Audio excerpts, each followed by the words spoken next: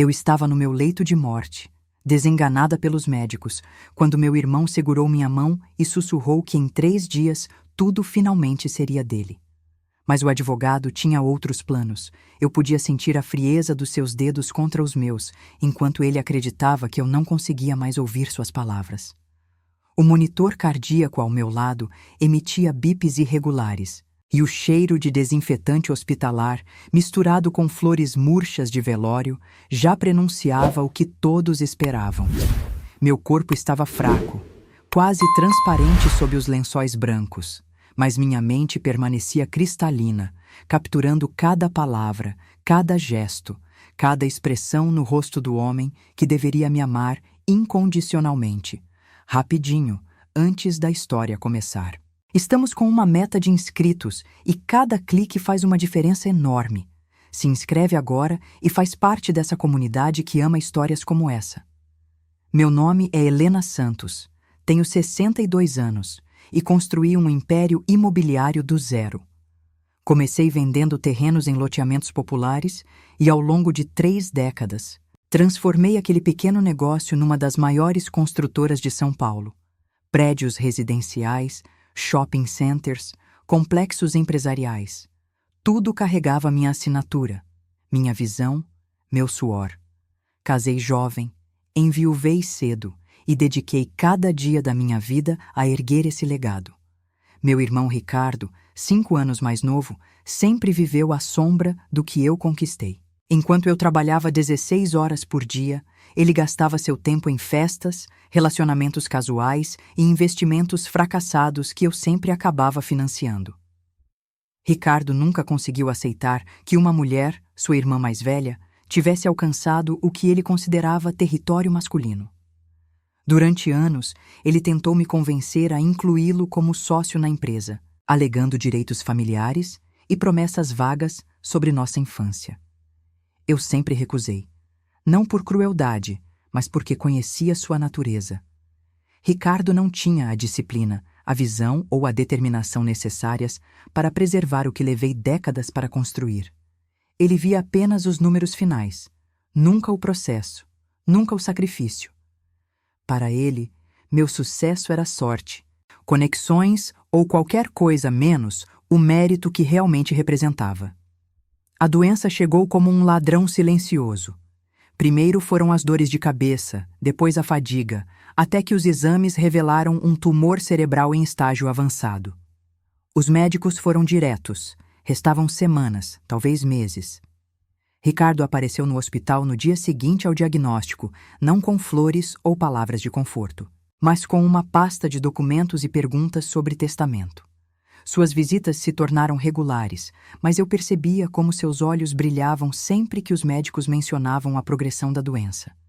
Ele perguntava sobre datas, procedimentos, como se estivesse organizando uma agenda de negócios. Durante esses últimos meses, observei Ricardo transformar minha morte iminente numa celebração antecipada. Ele começou a frequentar os escritórios da construtora, apresentando-se como futuro proprietário para fornecedores e clientes. Contraiu um decorador para reformar o que seria sua cobertura, minha casa. Até chegou a marcar reuniões com investidores, planejando mudanças estratégicas na empresa. Tudo isso enquanto eu ainda respirava, ainda assinava documentos, ainda tentava proteger aquilo que havia construído. Na noite anterior, quando os médicos declararam que eu tinha no máximo 72 horas, Ricardo não conseguiu esconder a satisfação. Ele se inclinou sobre minha cama, segurou minha mão com uma suavidade que não sentia há anos e sussurrou aquelas palavras que ele acreditava que eu não conseguiria processar. Mais 3 dias, Helena. Tudo finalmente é meu. O sorriso em seus lábios era quase infantil, como se estivesse prestes a abrir um presente de Natal muito esperado. Ele acariciou minha face, beijou minha testa e saiu do quarto assobiando baixinho uma melodia que eu não conseguia identificar. Mas Ricardo cometeu um erro fundamental. Ele subestimou minha capacidade de planejamento, mesmo estando à beira da morte. Mais importante ainda, ele nunca conheceu verdadeiramente Dr. Augusto Mendes, meu advogado há mais de 20 anos. Um homem íntegro, discreto, que sempre executou minhas instruções ao pé da letra, independentemente de quão controversas pudessem parecer. Doutor Augusto havia sido meu confidente durante toda a construção do império. Testemunhara cada decisão estratégica, cada momento de vulnerabilidade, cada vitória conquistada com lágrimas e determinação. Doutor Augusto conhecia Ricardo melhor do que ele próprio se conhecia. Havia presenciado cada tentativa fracassada do meu irmão de conseguir acesso às finanças da empresa, cada mentira elaborada para justificar seus gastos excessivos, cada promessa quebrada sobre mudanças de comportamento. Durante anos, o advogado me alertava sobre as intenções reais de Ricardo, documentava suas aproximações suspeitas e mantinha registros detalhados de todas as nossas conversações familiares que poderiam ter relevância legal futura. 3 meses antes do diagnóstico do tumor, numa dessas manhãs geladas de junho em São Paulo, chamei Dr. Augusto ao meu escritório para uma conversa que mudaria tudo. Eu havia acabado de descobrir que Ricardo tentara se apresentar como meu procurador para um cliente importante, quase fechando um contrato milionário que ele não tinha autorização para negociar. A situação foi controlada, mas a audácia me deixou profundamente perturbada. Naquele momento, tomei uma decisão que guardei em absoluto sigilo. Augusto, disse a ele naquela manhã, preciso que você prepare documentos muito específicos e preciso que sejam executados exatamente como vou instruir, independentemente das circunstâncias. O advogado anotou cada palavra, cada condição, cada detalhe que especifiquei. O que planejei naquela sala não era vingança, era proteção. Proteção para tudo que construí, para todos os funcionários que dependiam da empresa, para o legado que não poderia ser destruído por impulsos destrutivos ou ganância desmedida. Durante os meses seguintes, Dr. Augusto trabalhou discretamente na elaboração de uma estrutura legal complexa e blindada. Fundações, holdings, cláusulas específicas de reversão patrimonial. Tudo cuidadosamente construído para resistir a qualquer tentativa de contestação. Ele consultou especialistas em direito sucessório, investigou precedentes judiciais e criou um labirinto jurídico que seria praticamente impossível de desmantelar. Cada documento foi revisado múltiplas vezes, cada vírgula tinha sua razão de existir. Quando o diagnóstico chegou, nossa estratégia já estava pronta. Dr. Augusto apenas aguardava o momento certo para colocar tudo em movimento. Ele visitava o hospital regularmente, sempre mantendo uma postura discreta, conversando comigo sobre assuntos administrativos pendentes, sempre que Ricardo estava presente. Meu irmão nunca demonstrou interesse nesses encontros. Para ele, eram apenas formalidades entediantes que atrasavam sua herança. O que Ricardo não sabia é que Dr. Augusto gravava secretamente cada uma de suas visitas ao hospital. Não por maldade, mas porque eu havia solicitado que toda manifestação de interesse patrimonial fosse documentada durante minha enfermidade. As gravações capturaram suas conversas ao telefone no corredor, suas discussões com amigos sobre os investimentos que faria, suas especulações sobre o valor da empresa.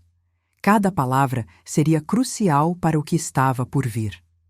Na verdade, durante essas últimas semanas, observei Ricardo revelar sua verdadeira natureza de forma que até me surpreendeu. Ele chegou a levar uma corretora de imóveis para avaliar minha cobertura, explicando que, em breve, o imóvel estaria disponível para venda. Contratou um contador para analisar os livros da empresa, prometendo sociedade futura em troca de consultoria estratégica durante a transição. Chegou até a procurar compradores potenciais para alguns terrenos que considerava improdutivos, planejando liquidar patrimônio antes mesmo da minha morte. Mas o momento mais revelador aconteceu na semana anterior, quando Ricardo trouxe uma mulher ao hospital. Fernanda, uma modelo que ele conhecera em alguma festa. Enquanto conversavam no corredor, pensando que eu não podia ouvi-los, ela perguntou se ele tinha certeza sobre os valores da herança. A resposta de Ricardo me gelou o sangue. Fernanda, querida, minha irmã nunca teve talento para negócios. Tudo isso que ela construiu foi sorte e timing. Em 6 meses, vou dobrar o patrimônio. Em 1 ano, vamos estar nadando em dinheiro. O que mais me doía não era a cobiça, era o desrespeito. Ricardo genuinamente acreditava que meu sucesso havia sido acidental, que qualquer pessoa poderia ter alcançado os mesmos resultados. Ele não via as noites sem dormir, as decisões difíceis, os riscos calculados, os relacionamentos construídos ao longo de décadas. Para ele, eu era apenas uma mulher sortuda que estava no lugar certo, na hora certa. E agora era sua vez de brilhar. Dr. Augusto observava tudo isso com a paciência de um predador experiente. Cada movimento de Ricardo era antecipado. Cada estratégia já havia sido neutralizada antes mesmo de ser implementada. O advogado mantinha uma expressão neutra durante as visitas, cumprimentava meu irmão educadamente, até mesmo concordava com alguns comentários sobre tempos difíceis e necessidade de preparação. Ricardo interpretava essa cordialidade como cumplicidade, sem imaginar que estava sendo cuidadosamente estudado e catalogado. Você já presenciou alguém celebrar sua morte antes mesmo dela acontecer? Conta nos comentários como você reagiria numa situação assim. Na manhã do 3º dia, exatamente quando os médicos haviam previsto que eu deveria partir, algo extraordinário aconteceu. Meus sinais vitais, que vinham declinando consistentemente, subitamente se estabilizaram. O tumor, que crescera agressivamente por meses, simplesmente parou de progredir. Os médicos não conseguiam explicar. Falavam em remissão espontânea, fenômeno raro, mas eu sabia que havia algo maior em jogo. Era como se o universo me concedesse tempo extra para testemunhar aquilo que eu havia orquestrado. Ricardo chegou ao hospital naquela manhã com uma expressão diferente. Uma mistura de ansiedade e irritação mal disfarçada. Ele esperava encontrar uma situação definitiva, talvez até mesmo procedimentos post-mortem já em andamento. Em vez disso, encontrou enfermeiras comentando sobre minha melhora inexplicável e médicos solicitando novos exames para entender o que estava acontecendo. Observei seu rosto se contorcer numa expressão de desapontamento que ele tentava mascarar como preocupação fraternal. Como ela está? Perguntou a enfermeira-chefe, mas o tom revelava mais impaciência do que cuidado genuíno. Os médicos disseram que eram apenas alguns dias. A enfermeira explicou sobre a estabilização inesperada, sobre como eu havia passado uma noite tranquila, sobre sinais vitais que confundiam toda a equipe médica. Ricardo ouviu tudo isso balançando a cabeça, murmurando palavras de alívio que soavam completamente vazias. Mas foi durante a tarde daquele mesmo dia que tudo começou a desmoronar para ele. Dr. Augusto chegou ao hospital às 2 horas em ponto, carregando uma pasta volumosa e acompanhado por 2 assistentes jurídicos que eu nunca havia visto antes. Eles entraram no meu quarto com uma solenidade que cortava o ar. Cumprimentaram Ricardo educadamente, mas havia algo na postura do advogado que sugeria que aquela não era uma visita de rotina. Ricardo, disse Dr. Augusto com sua voz grave e medida, preciso conversar com você sobre alguns assuntos urgentes relacionados aos negócios de Helena. Como você sabe, independentemente do estado de saúde dela, existem responsabilidades empresariais que não podem aguardar. Meu irmão assentiu e agremente, já imaginando que se tratava de alguma transferência de poderes ou formalidade sucessória que o beneficiaria. O que aconteceu em seguida foi uma aula de precisão jurídica. Dr. Augusto abriu a pasta e começou a apresentar documentos que Ricardo nunca havia visto antes. Contratos, atas de constituição de fundações, procurações irrevogáveis, tudo datado de meses antes do meu diagnóstico. Com cada papel apresentado, o rosto do meu irmão ficava mais pálido, mais confuso, mais desesperado. Helena constituiu a Fundação Santos para Desenvolvimento Urbano, 3 meses antes de descobrir a doença, explicava o advogado com a paciência de quem ensina uma lição importante. Todos os ativos da construtora, incluindo terrenos, projetos em andamento e contratos futuros, foram transferidos para essa entidade sem fins lucrativos. A fundação tem como objetivo desenvolver habitação popular e projetos de impacto social na periferia de São Paulo. Ricardo tentou interromper, suas palavras saindo atropeladas. Isso não pode ser legal, ela estava doente. Não tinha discernimento para tomar decisões desse tipo. Mas Dr. Augusto estava preparado para essa reação. Ele apresentou laudos médicos da época, confirmando minha plena capacidade mental, além de gravações de videochamadas onde eu explicava detalhadamente cada decisão tomada. Mais ainda, continuou o advogado imperturbável, Helena nomeou um conselho administrativo para a fundação, composto por profissionais do mercado imobiliário e assistentes sociais, especializados em desenvolvimento urbano. Seu papel nesse conselho, Ricardo, será de membro consultivo sem direito a voto ou acesso a recursos financeiros. A temperatura no quarto parecia ter despencado vários graus, mas Dr. Augusto ainda não havia terminado. Ele abriu outra seção da pasta e revelou algo que fez Ricardo se levantar da cadeira como se tivesse levado um choque elétrico. Existe também a questão da cobertura de Helena. O imóvel foi doado para uma organização que trabalha com tratamento de câncer em pacientes de baixa renda. A doação inclui a obrigação de manter o local como residência terapêutica pelos próximos 50 anos. Foi nesse momento que Ricardo perdeu completamente a compostura. "Isso é uma conspiração!" gritou, apontando para Dr. Augusto com o dedo trêmulo. "Vocês se aproveitaram de uma mulher moribunda para roubar uma herança que é minha por direito." Lágrimas de raiva e desespero escorriam pelo seu rosto, mas não eram lágrimas de tristeza pela minha condição. Eram lágrimas de ganância frustrada. Se essa injustiça te revolta tanto quanto a mim, se inscreve para apoiar essas histórias. E dá like se você acredita que ninguém tem direito de celebrar a morte de outrem por interesse financeiro. Dr. Augusto permaneceu calmo diante da explosão emocional, como se tivesse ensaiado para esse momento durante meses. "Ricardo, tudo foi feito dentro da mais absoluta legalidade. Helena estava em pleno uso de suas faculdades mentais quando tomou essas decisões. Na verdade, e aqui ele fez uma pausa dramática que prendia a respiração. Ela deixou uma carta pessoal para você, uma explicação sobre suas motivações." A carta que Dr. Augusto entregou a Ricardo foi o momento mais silencioso que já presenciei.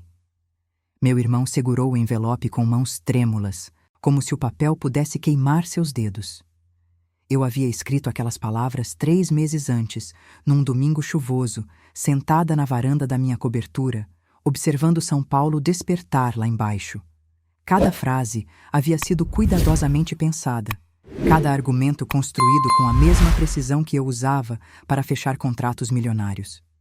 "Ricardo", começava a carta, e ele leu em voz alta com a voz embargada. "Se você está lendo isto, significa que finalmente descobriu que seu plano de herança não se concretizou como esperava. Quero que entenda que não tomei essas decisões por vingança, mas por responsabilidade.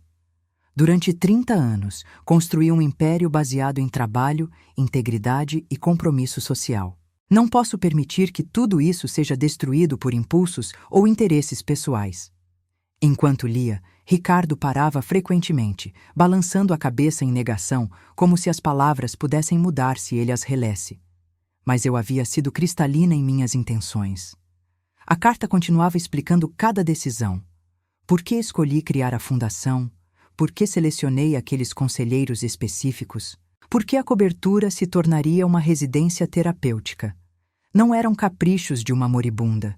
Eram escolhas estratégicas de uma empresária experiente. "Você sempre acreditou que meu sucesso foi sorte", continuava na carta, "mas nunca se interessou verdadeiramente por como eu construí tudo isso. Nunca quis aprender sobre planejamento de longo prazo, sobre responsabilidade social, sobre o peso de tomar decisões que afetam centenas de famílias. Para você, a empresa era apenas uma fonte de dinheiro fácil, não um instrumento de transformação social." Dr. Augusto observava Ricardo ler, e eu percebia que o advogado estava genuinamente satisfeito. Não havia maldade em sua expressão, apenas a satisfação profissional de ver um plano complexo sendo executado perfeitamente. Ele havia trabalhado incansavelmente para garantir que minha vontade fosse cumprida de forma irrefutável, construindo uma estrutura legal que resistiria a qualquer tentativa de contestação. Mas a carta revelava algo que nem mesmo o Dr. Augusto conhecia completamente. Eu havia incluído uma cláusula de reversão muito específica. Se Ricardo demonstrasse, durante os 2 anos seguintes à minha morte, um comprometimento genuíno com trabalho social e desenvolvimento pessoal, ele poderia receber uma posição remunerada na fundação. Não como herdeiro automático, mas como alguém que merecesse fazer parte da continuidade do projeto. Deixei uma porta aberta para você, lia Ricardo com crescente incredulidade, porque ainda acredito na possibilidade de mudança.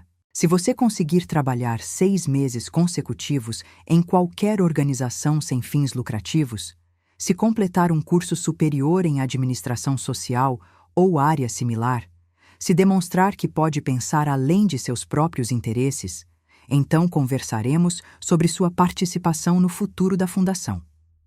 Era nesse ponto que a verdadeira genialidade do plano se revelava. Eu não havia simplesmente excluído Ricardo da herança. Eu havia criado um caminho para ele se tornar digno dela. Mas era um caminho que exigia exatamente aquilo que ele sempre evitara: trabalho duro, compromisso de longo prazo e crescimento pessoal genuíno. Para alguém acostumado a resultados imediatos e ganhos fáceis, seria o desafio mais difícil de sua vida. Ricardo terminou de ler a carta em silêncio absoluto. Suas lágrimas agora eram diferentes. Não eram mais raiva ou frustração, mas algo mais profundo. Talvez fosse a primeira vez que ele realmente compreendia quem eu era, o que eu representava e como suas ações ao longo dos anos haviam sido percebidas e documentadas. A carta não era uma punição, era um espelho, doutor. Augusto então revelou outro aspecto da estratégia que eu havia desenvolvido. Durante os últimos 6 meses, ele havia contratado discretamente uma empresa de investigação para documentar todas as atividades financeiras e pessoais de Ricardo. Não para prejudicá-lo, mas para ter um registro completo de seu comportamento antes e depois do meu diagnóstico. As evidências eram devastadoras. Tentativas de vender propriedades que não lhe pertenciam, contratos firmados sem autorização, até mesmo empréstimos tomados usando meu nome como garantia. Ricardo, disse Dr. Augusto com uma firmeza paternal, Helena conhecia cada movimento que você fez nos últimos meses. Ela sabia sobre a corretora que você trouxe para avaliar a cobertura, sobre os contratos que tentou firmar, sobre as promessas que fez a investidores. Tudo isso está documentado e pode ser usado caso você tente contestar legalmente as decisões dela. Mas então algo aconteceu que nenhum de nós esperava. Ricardo simplesmente desabou. Não numa explosão de raiva ou numa tentativa de barganha, mas numa rendição completa e silenciosa. Ele se sentou na cadeira ao lado da minha cama, segurou minha mão exatamente como fizera 3 dias antes, mas desta vez com uma ternura que eu não sentia há décadas. E começou a falar comigo, não sabendo se eu podia ouvi-lo, mas precisando dizer palavras que guardava há anos. Helena, sussurrou, eu sempre soube que você era melhor do que eu, melhor em tudo, e isso me assombrava todos os dias. Em vez de tentar aprender com você, eu simplesmente esperei que você morresse para que eu pudesse fingir ser digno do que você construiu. Suas palavras eram entrecortadas por soluços que pareciam vir de um lugar muito profundo de sua alma.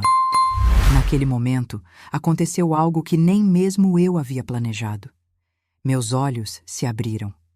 Lentamente, como se estivesse emergindo de um sono profundo, eu retornei ao mundo dos vivos diante do olhar atônito de Ricardo e Dr. Augusto.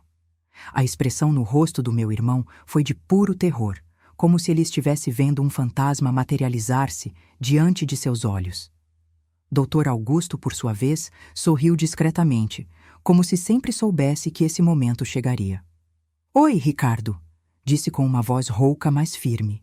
Ouvi tudo o que você disse nos últimos dias. Cada palavra. Meu irmão recuou instintivamente, suas mãos soltando a minha como se tivesse tocado ferro em brasa. Mas não havia raiva em minha voz. Apenas uma tranquilidade que eu não sentia há meses. A proximidade com a morte havia me dado uma perspectiva que nenhuma experiência anterior conseguira proporcionar. Ricardo tentou falar, gaguejar alguma justificativa, mas eu ergui uma mão fraca pedindo silêncio. Não precisa explicar. Eu entendo perfeitamente o que aconteceu aqui. E quero que você saiba que cada decisão que tomei foi pensando em você também. Não apenas em puni-lo, mas em oferecer uma chance de você se tornar o homem que sempre soube que poderia ser. Dr. Augusto aproximou-se da cama, verificando meus sinais vitais com um misto de preocupação médica e satisfação profissional. Helena, os médicos vão querer examiná-la imediatamente. Sua recuperação é, digamos, estatisticamente improvável. Eu sorri para meu velho amigo e advogado, sabendo que ele havia cumprido perfeitamente cada instrução que eu havia dado meses antes. Ricardo, continuei, ignorando a agitação médica que começava a se formar no corredor, você tem uma escolha a fazer agora. Pode aceitar o desafio que deixei na carta, trabalhar 6 meses em uma ONG, completar seus estudos, mostrar que pode pensar além de si mesmo. Ou pode continuar sendo a pessoa que celebra a morte de outros por ganho pessoal. Mas saiba que, independentemente da sua escolha, a Fundação vai continuar existindo e fazendo o bem que sempre quis fazer. O que aconteceu em seguida me surpreendeu mais do que minha própria recuperação. Ricardo não tentou argumentar, não protestou sobre injustiças ou pediu reconsideração. Em vez disso, ele se ajoelhou ao lado da minha cama e, pela primeira vez desde que éramos crianças, pediu perdão genuinamente. Helena, eu passei os últimos 30 anos com inveja do que você conquistou, em vez de tentar conquistar algo por mim mesmo. Você está certa. Eu não mereço herdar nada que não construí. Mas você ainda tem tempo, respondi, acariciando seus cabelos como fazia quando éramos pequenos e ele tinha pesadelos. A porta que deixei aberta na carta é real. Se você realmente mudar, se mostrar que pode contribuir em vez de apenas consumir, sempre haverá um lugar para você na continuação do que construímos. Dr. Augusto então revelou o último aspecto do plano que eu havia criado. Durante os próximos 2 anos, ele supervisionaria pessoalmente qualquer tentativa de Ricardo de cumprir os requisitos da carta. Não como um fiscal cruel, mas como um mentor. Se meu irmão realmente quisesse mudar, teria todo o apoio necessário para conseguir.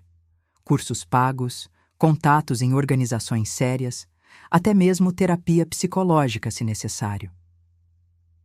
Helena sempre acreditou na redenção, explicou o advogado. Por isso criamos não apenas punição, mas um caminho de volta.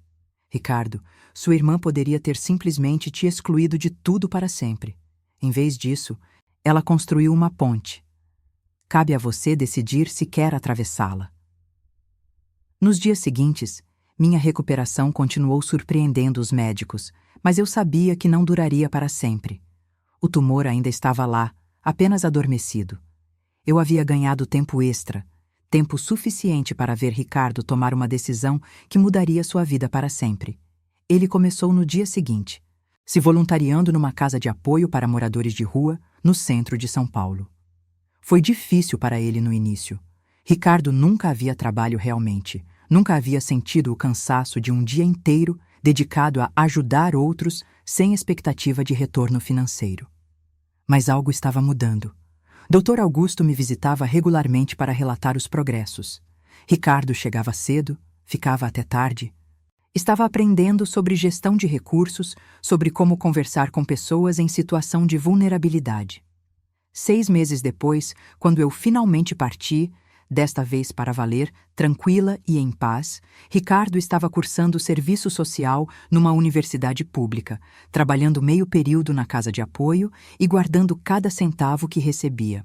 Ele havia descoberto algo que eu sempre soube que existia dentro dele: a capacidade de encontrar propósito em algo maior que si mesmo. A Fundação Santos para Desenvolvimento Urbano se tornou uma das maiores organizações do tipo no país. Ricardo, após completar todos os requisitos, recebeu uma posição de coordenador, com salário justo, mas sem luxos. Ele nunca mais teve a riqueza que esperava herdar, mas encontrou algo infinitamente mais valioso: autorrespeito e a satisfação de continuar um legado que agora entendia e valorizava verdadeiramente. Dr. Augusto me contou mais tarde que, no dia do meu funeral, Ricardo segurou a terra que jogou sobre meu caixão e sussurrou: "Obrigado por me ensinar que morrer rico em dinheiro não significa nada se você vive pobre em caráter." Ele havia finalmente compreendido a diferença entre herdar e merecer, entre receber e conquistar. Se você chegou até o final dessa história, significa que acredita, como eu, que nunca é tarde demais para uma segunda chance, desde que a pessoa esteja disposta a trabalhar por ela. Se inscreve no canal e ativa o sininho, porque histórias de transformação genuína merecem ser compartilhadas. Todos nós temos a escolha de quem queremos ser, e às vezes a maior herança que podemos deixar não é dinheiro, mas a oportunidade de alguém se tornar uma versão melhor de si mesmo.